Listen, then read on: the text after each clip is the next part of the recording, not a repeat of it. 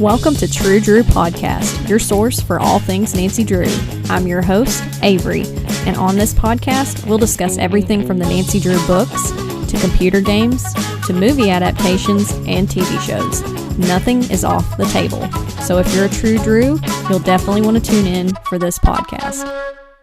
Hello, True Drews, and welcome to another episode of the podcast. So today we're going to be discussing the 49th book in the series, The Secret of Mirror Bay, and this is not like the scariest Nancy Drew book I've ever read. It's got some particularly spooky moments, but I wouldn't say it's like super scary. This book also came out in 1972, and I was able to find two different book covers for it, the original and then what looks to be a updated version. So I always love to discuss the different covers for the Nancy Drew books because I think it's so interesting how Nancy was updated every couple decades or so. So if you ever want to see these book covers, I post them on my Instagram, True Drew Podcast, on Wednesdays. So the 1972 edition of this book cover shows Nancy's face. Part of it, she's kind of hidden in these bushes. She kind of looks like a woodland fairy or nymph or something because she's got all these plants around her. You can kind of see her red hair, her blue eyes, and then there's 3 or 4 hands, and they're trying to hoist this metal box out of the bay.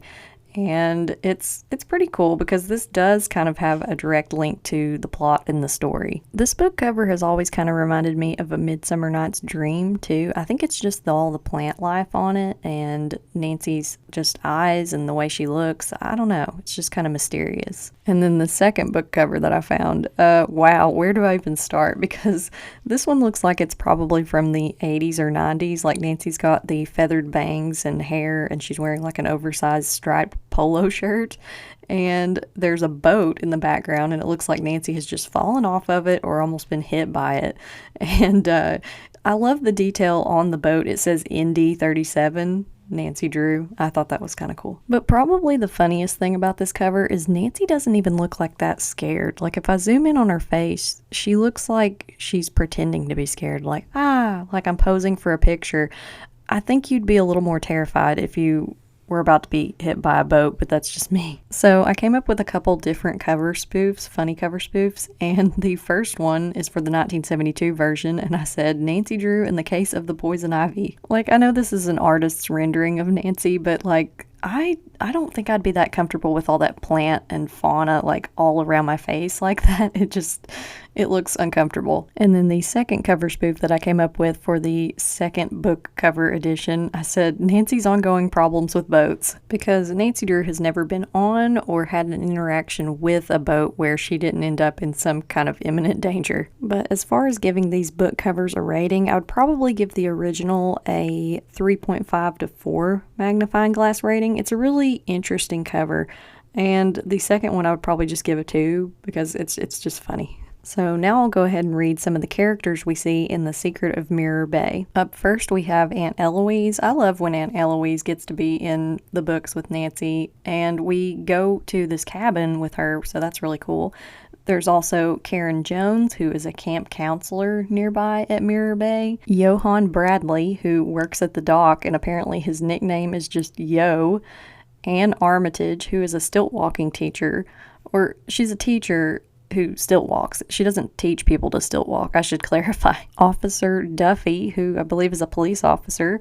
Doria Sampler, who is Nancy's doppelganger. We have another Nancy Drew doppelganger in this mystery. And Sam Hornsby, who is her husband. Oh yeah, and I almost forgot, somebody named Mary Storr, who is apparently just, I put in parentheses, woman who rolls down a hill. Okay, so now I'll go ahead and read a quick synopsis for The Secret of Mirror Bay. Our mystery starts with an invitation by Aunt Eloise to a cabin on Mirror Bay where a ghostly woman is said to glide across the water. Nancy, Bess, and George show up in Cooperstown only to be accused of scamming a bus full of tourists out of their vacation because Nancy looks like a girl on their brochure. Nancy also finds a fragment of a letter and encounters a girl saying she saw a sorcerer on the mountain. Everyone sees this strange, glowing green man for themselves, and then shortly after, Nancy helps the woman on the water and saves her from drowning. The woman, Miss Armitage, sets them on a quest to find an old horse-drawn carriage that used to be owned by Russian royalty and was purchased by her ancestors, now believed to be on the bottom of the bay. Nancy's doppelganger continues to cause problems, trying to run Bess over with a boat while they're scuba diving, and George gets bit by a poisonous centipede. Nancy and the gang uncover what the sorcerer on the mountain is guarding, and the priceless Russian coach is recovered from the bottom of the bay. Oh yeah, and the bad guys? They in jail. So the newspaper headline synopsis that I came up with is 200-plus-year-old carriage recovered from Mirror Bay and men who stole scientific discovery captured. So I actually liked this book fairly well. I liked that they went to a cabin and a lake and they kind of got to have a vacation but also solve a mystery. And I don't know, I liked the setting of this book. So let's discuss some of the funnier and weirder notes that I took down for The Secret of Mirror Bay. Apparently, the name of the cabin that Aunt Eloise has rented is Mirror Bay Bide-A-Wee. And I was like, that's a mouthful. Bide-A-Wee is apparently Scottish for stay a while. But I don't know what it is with people that name their houses like the Biltmore, like the Vanderbilts, they name their houses. It seems like a very presumptuous thing to do. But I mean, I guess if it's a little vacation house, it's kind of cute. But this little cabin is right on Mirror Bay, and this is where a woman is said to glide across the water. So Nancy has come along with Aunt Eloise kind of with the intent purpose to have a vacation, but also try to figure out what's behind this mystery. And I did think this was kind of a cool detail, but Nancy says that the lake is 167 feet deep at its deepest point, which I was like, oh gosh, that sounds kind of scary. I don't know, like, I love water activities. I love going on boats and I love, being around water, but I have a healthy fear of it. And I know that these girls are probably going to have some kind of a boat-related accident. Like, I knew this going into it. So, okay, this next note is a little bit weird, but the book says Nancy goes out to the kitchen to talk to Hannah Gruen, and this is at her house. This is at the Drews' residence, and I thought this was weird because it kind of implies that it's separate from the house, and I know that this was a thing. This was more a thing like in the, 1800s. You would have different quarters for that, but I always thought that Nancy's kitchen was in her house, so just the fact that they say goes out to the kitchen was a little bit weird to me. Like, either the Drews live on a very old estate and it's always been that way and I never picked up on it, doubtful, or they've had some kind of extensive renovation between now and the last book that I wasn't aware of, but it's kind of a weird concept for this book. I mean, this book came out in 1972, so this seems a bit odd to me. I mean, it seems like most people in America would have had their kitchen in their home from the 1940s on. Not everybody, but most people. The next thing that I took note of is Nancy, Bess, and George get to Cooperstown to pick up Aunt Eloise, and they see several buses with angry people and suitcases just kind of standing around. And Aunt Eloise catches them up on what's going on, and she says, oh yeah, all these people were told that they only had to pay $100 for this vacation. And okay, this is crazy. This is wild to me. But I mean, that included their bus ride, food, hotel reservations. I was like, folks, if it sounds too good to be true, it is. But this is something that's kind of lost on us today. And so I looked up what was $100 in 1972. And according to Google, it said it was about the equivalent of $747.21 today. So that makes a little more sense. You would probably, you'd get maybe, your hotel stay and some food, or it depends on, how nice the hotel is. But that makes a lot more sense. But then it gets really bad because the people start turning on Nancy like an angry mob, and they start accusing her of scamming them out of this vacation because, of course, once they got there, the hotel doesn't exist, or the people are like, hey, we don't have rooms booked for you guys. And they're accusing Nancy because there's a girl on their travel brochure that looks like her. And so Nancy's like trying to explain to them. She's like, no, that's not me. I'm not in the vacation business. I actually do this little thing called solving mysteries. But the people just cannot comprehend. So Aunt Eloise and Bess and George step up to Nancy's defense, and they're like, that is not her. She would not do this. We can personally vouch for her character. So everybody helps Aunt Eloise with her bags. And then this part was really weird, but Aunt Eloise points out her bus driver for no reason at all. She's just like, hey, there's my bus driver. And then Bess says he's handsome. This whole exchange, like, it makes sense later in the book, but when I first read it, I was like, Okay, that's a little weird. So the girls all get to their cabin, Mirror Bay Bideawee, and George bets that she can swim all the way across the lake, and then she says, "Oh, how I hate myself." And I was like, nice humble brag, George. It's like those people that are like, I can bench press 240, and it's like, okay, thanks. I didn't ask for that information, but cool. Now, it's a little later that day that Nancy thinks she sees the woman on the water, the one that glides and looks like she's walking across it, but she disappears, and Nancy finds a piece of a letter that says, "With tears, the poor child's coach was lowered near," and that's it. So Nancy pockets this letter for later because obviously it's going to be a clue that comes up at some point. Now, it turns out that there's a camp nearby on Mirror Bay, and there's a camp counselor that tells them Mirror Bay is a cola stop. So the girls actually have a Coke refrigerator at their cabin, and they must get deliveries of Coca-Cola.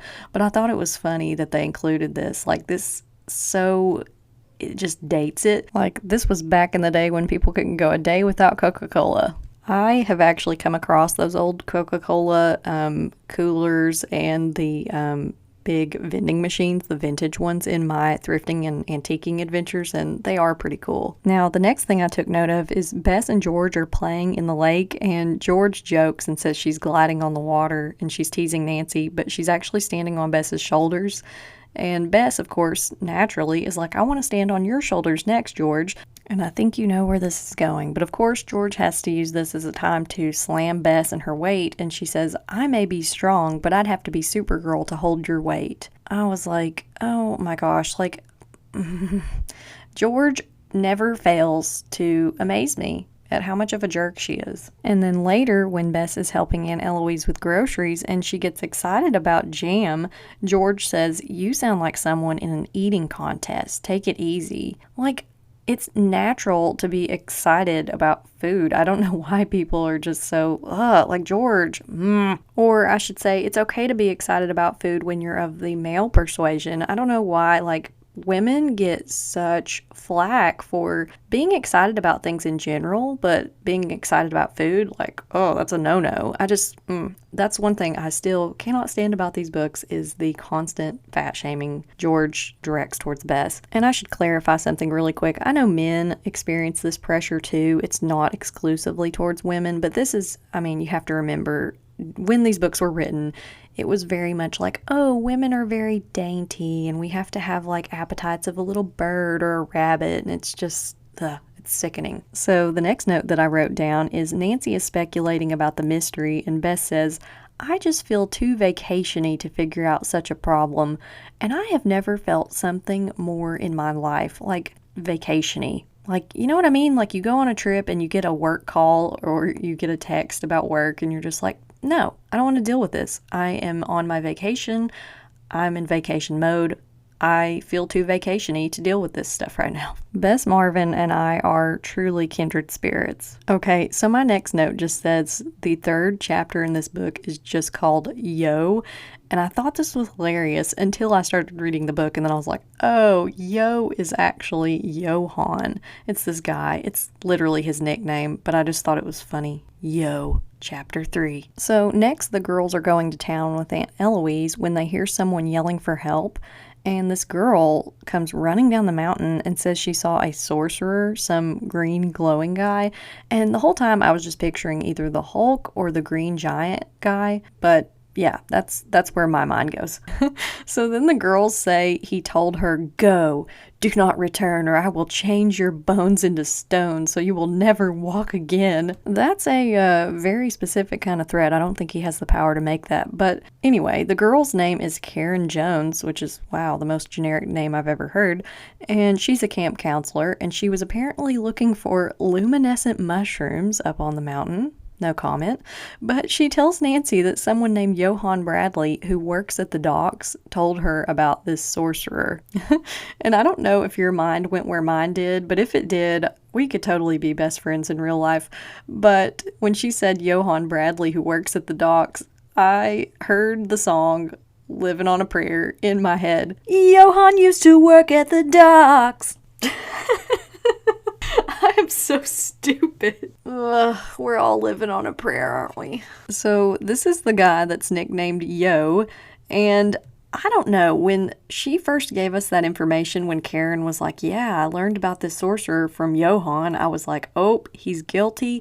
Because a lot of times in these Nancy Drew books, when it's the person that's spreading these rumors about hauntings or whatever it happens to be, they're usually the ones that are conducting the hauntings. They're the guilty party. So Nancy meets Yo, and he asks her if she's a good sailor, and she says she is, and I died laughing. Like, I literally sat my book down, and I was like, no, Nancy, you are not a good sailor.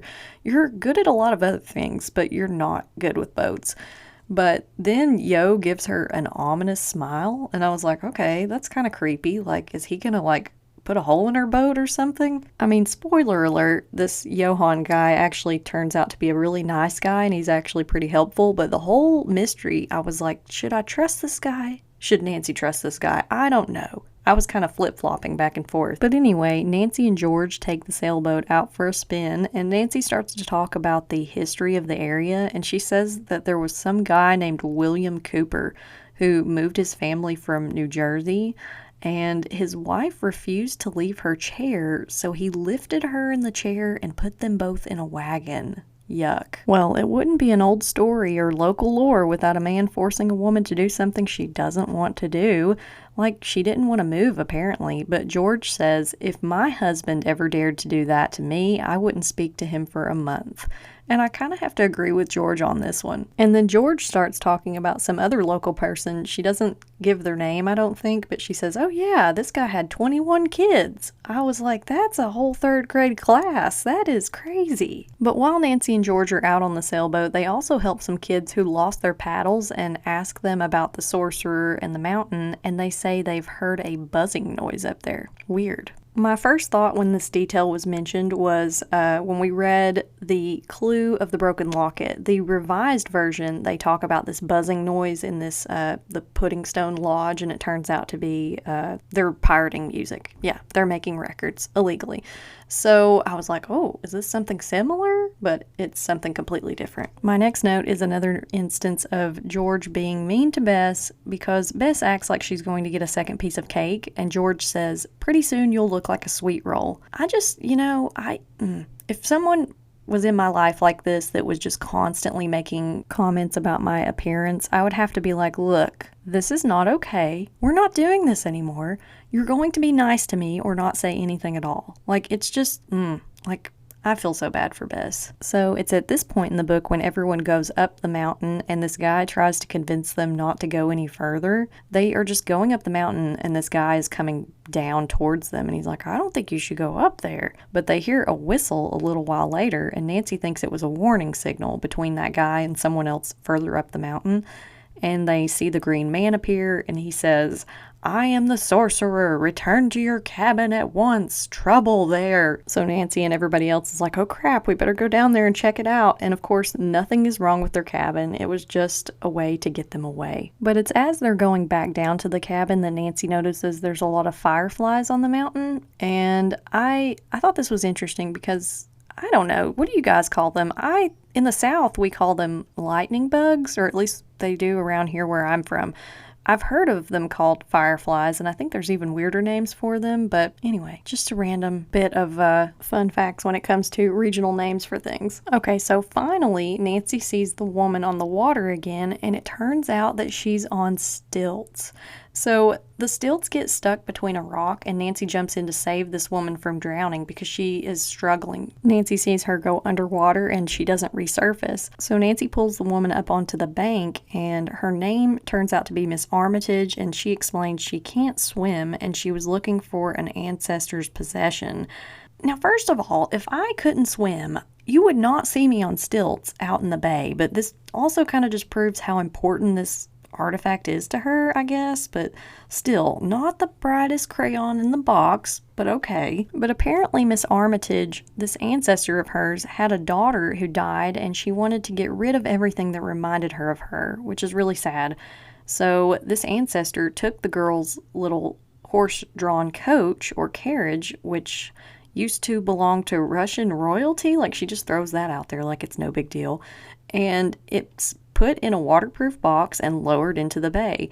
So Nancy decides to help her find it, which I'm kind of glad that Nancy decides to help her. I mean, it's not like Nancy to not help someone, but if you're keeping track here, Nancy went here to solve the mystery of the woman that walks on the water, and we've already figured it out. It's like, well, it's this woman who is using stilts.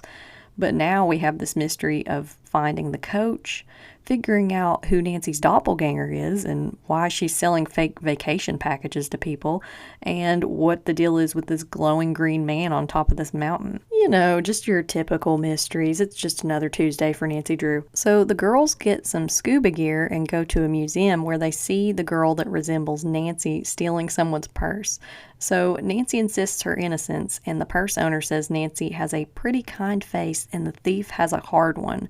So Nancy's briefly, again, mistaken for this woman, and the purse owner is like, there she is, that's the one that stole my purse. And Nancy's like, look around me. Do I have a purse other than my own? Like, no, it wasn't me. One of the most fascinating tropes in these books is that Nancy is constantly described as being so attractive and more beautiful than the average person, but then she has so many doppelgangers. Like, what is up with that? Like, she can't be that abnormally beautiful if there's other people that look like her. And then for this woman to say, well, you have a pretty kind face, but this woman, she had a hard face. So it's like, obviously Nancy can mean mug like the rest of them. I don't know. So Nancy, Bess, and George go to see the Cardiff Giant, and I looked this up. It's a real thing. It was one of the biggest archaeological frauds in history. So basically these guys carved this thing themselves, buried it, dug it up, and then they were saying it was made by Native Americans. And you can look it up on Google. It's very anatomically correct. It's also pretty insulting to Native American craftsmanship, though, because like this thing looks like, I don't know, this looks like something I would have carved in kindergarten. It does not look like some of the beautiful things that I have seen that are actual archaeological finds. Okay, I take that back. Probably not something I would have carved in kindergarten. Actually, I probably wouldn't have had access to a knife, but if we're going to be technical about it, and I'm the worst. I have no artistic bone in my body. And I will say that the face of this sculpture is actually pretty well done, but still, I don't approve of scammers. So after everybody visits the museum and the Cardiff Giant, the girls and Aunt Eloise go looking for glowing mushrooms again, and they see the green man, and Bess almost gets kidnapped. So they are able to rescue her, but Nancy hides and hangs back, and she overhears some guys named Mike and Sam talking about security on the mountain. I love that these guys are just having their water cooler talks out in the middle of the woods, but Nancy is now very suspicious. She's like, what are they guarding up here? Why do they need security? So the next note that I have down is police show up at the cabin and accuse Nancy of robbing a jewelry store, but of course it's her doppelganger. So they show them a picture, and George points out that the girl has a bug bite on her face and Nancy doesn't. And then the police are like, oh, case closed, like it's obviously not you. But Nancy does tell them, she's like, well, I was almost mistaken for this woman at this museum the other day. You know, she was stealing some lady's purse. Like, it'd be great if you guys could, you know, speed this up and catch her. So next, the girls find a bunch of coins in the bay when they're scuba diving, and they've got a metal detector, but they put them in a safety deposit box at the bank, so it's not quite finding the coach yet, but it was kind of a cool find. Then it's after they finish their scuba diving for the day that Yo takes Nancy and George to a cave full of bats, and they fly out at them, but they go back in after a minute or two, and they get some mushrooms for Karen, and then George gets bit by a poisonous centipede. I've seen those centipedes, and they are absolutely disgusting, but Yo saves the day by sucking the poison out of George's arm, and then he spits it out on the ground. And then he also cuts an X into the wound with a sharp rock to let any poison leach out that's still in there, I guess. I don't know. He knows what he's doing, I guess. And then Nancy and Yo tell George to sit and be quiet and calm for a little while. They don't want her heart rate getting up. I guess Yo is like, yeah, you just got bit by this poisonous centipede. We don't want, you know, your heart to get out of rhythm or something. So they sit there for a minute, but then once they get back up to go and leave, they find footprints, and Nancy and George impress Yo by saying they indicate one of the men leads heavily with his right foot, and one man has hiking boots. And then Nancy notes because of the tread, she'd guess they're in their 30s or 40s. I don't get that last part. Like, how can you tell that from a footprint, Nancy? Is it because younger people have a certain sort of purpose in their stride, and then once you get to a certain age, you're just like, I've lost all my hopes and dreams? I don't know. Like, that seems like a bit of a stretch to guess somebody's age based on their footprint. But they do also find some bobby pins, and Nancy starts to speculate that they may belong to her doppelganger. Speaking of Nancy's doppelganger, she's been quiet for a moment, but now she comes back full force, and she almost runs down and kills Bess while they're scuba diving.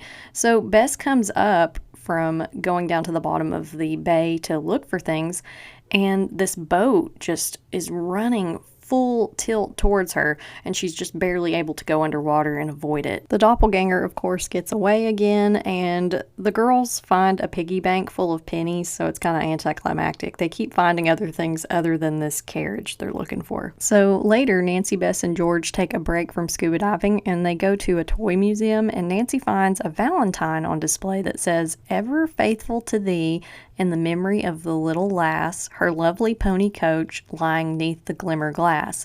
And then there's the letters N-O-E, and I think the number 5 and the letter R. Nancy somehow convinces this guy to sell her this valentine, even though it's in a museum, and they buy it and they take it to Miss Armitage, and she thinks the R stands for Robert, who was the houseman of her relative who bought the coach. So the valentine was for Maud Jason, the child's nurse, and Miss Armitage thinks she and Robert were in love. So it's a pretty good clue, and later Nancy starts to think maybe these random letters and numbers are coordinates. Now, it wouldn't be a mystery/vacation without Ned, Bert, and Dave showing up, so they come to the cabin, and Bert's Uncle Matt, a professor, shows up, and they stay there at the cabin with everybody. And it's kind of like Bert is trying to matchmake his uncle with Aunt Eloise, because Aunt Eloise blushes at something that Uncle Matt says. And Yo actually stops by too, and he tells them a ghost story about a couple who finds lodging on the road, only to be told by the townspeople the house they stayed in burned down years ago. And Ned has apparently heard this story in his psych class. But Yo is kind of astonished about this because he thought it was just local lore. The next note that I have down is some girl named Mary Storr gets scared of a white hooded figure on the mountain, and she goes rolling down the hill, and so everybody rescues her. But Nancy, Bess, George, Ned, Dave, and Bert go up the mountain to see a man with a bunch of fur on him, and he's glowing green. And of course, he gets away, and then Dave gets knocked out. So Nancy's doppelganger is using this boat called the Water Witch, and the Water Witch makes the sailboat that Nancy and Ned are on capsize. So I was like, yet another boating accident.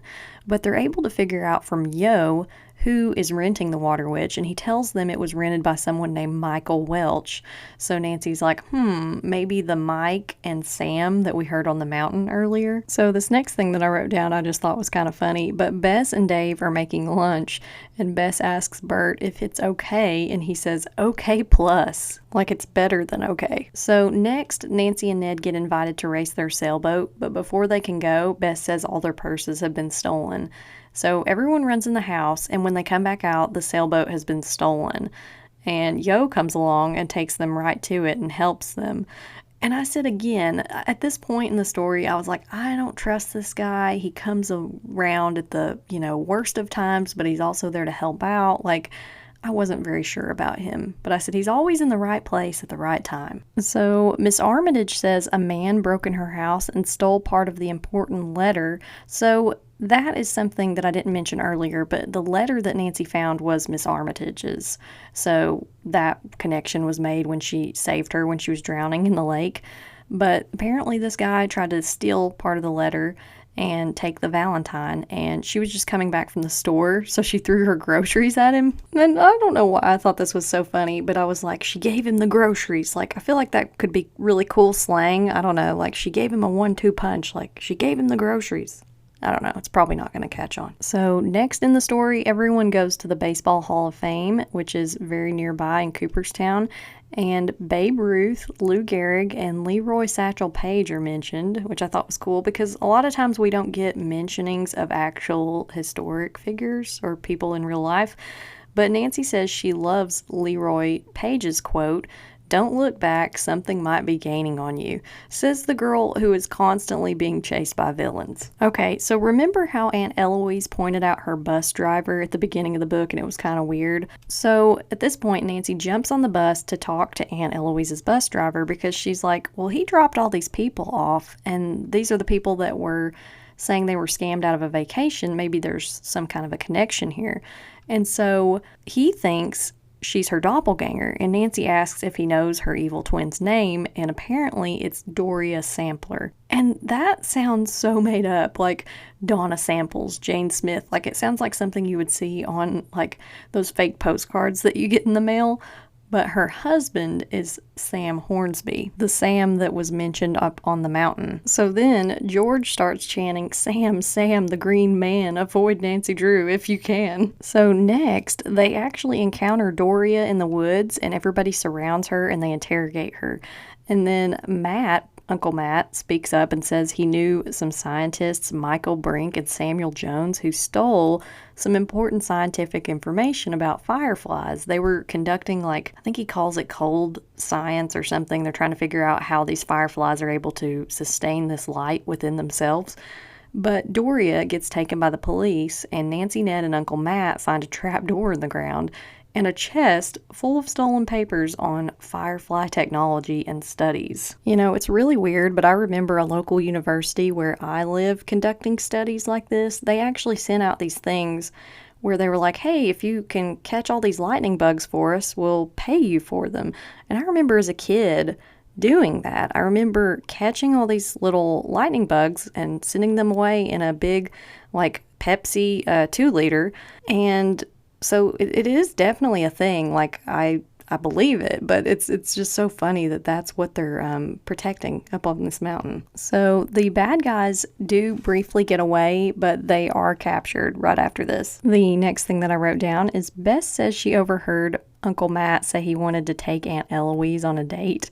So Bess is really rooting for this relationship. She's like, I want to see them get together. It's so cute. Now, finally, towards the end of this mystery, Nancy and Ned find a box in the bay on their dive with their metal detector, and they put ropes and pulleys on it to help pull it to the surface. And Miss Armitage says, I hope it's the right one.